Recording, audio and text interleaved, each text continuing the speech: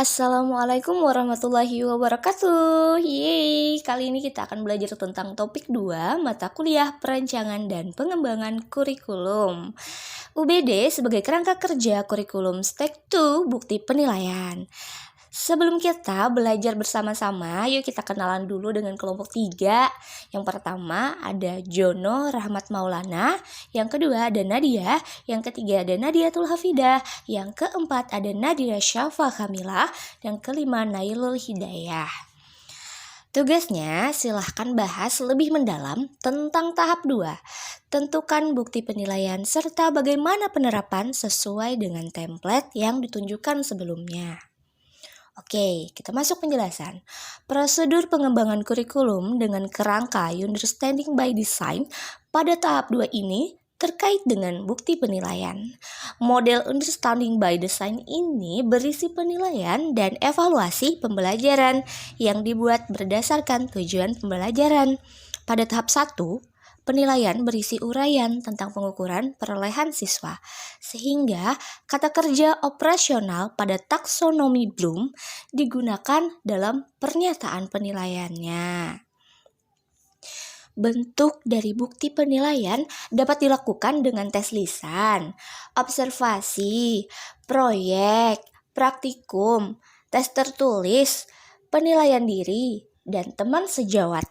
Terdapat 2 aspek untuk menilai bukti asesmen, yaitu performance test, tugas performa, atau yang kedua other evidence, bukti lainnya. Contoh penerapannya, pada saat pembelajaran fisika pada subbab energi terbarukan, siswa diminta untuk membuat rancangan bangun membangkit listrik sederhana. Nah, membangun pembangkit listrik sederhana ini melalui kegiatan tersebut, guru mampu melihat apakah siswa telah memahami materi yang sebelumnya terkait konsep transformasi energi dan penerapannya dalam kehidupan sehari-hari. Nah, tahap 2 menilai bukti asesmen. Tugas kinerja. Melalui tugas kinerja otentik, apakah siswa akan mendemonstrasikan pemahaman yang diinginkan? Yang kedua, dengan kriteria apa kinerja pemahaman akan dinilai? Selanjutnya ada bukti lainnya. Melalui bukti ini, misalnya kuis, tes, petunjuk, akademik, observasi, siswa akan menunjukkan pencapaian hasil yang diinginkan, yaitu melalui observasi untuk kerja dan laporan proyek.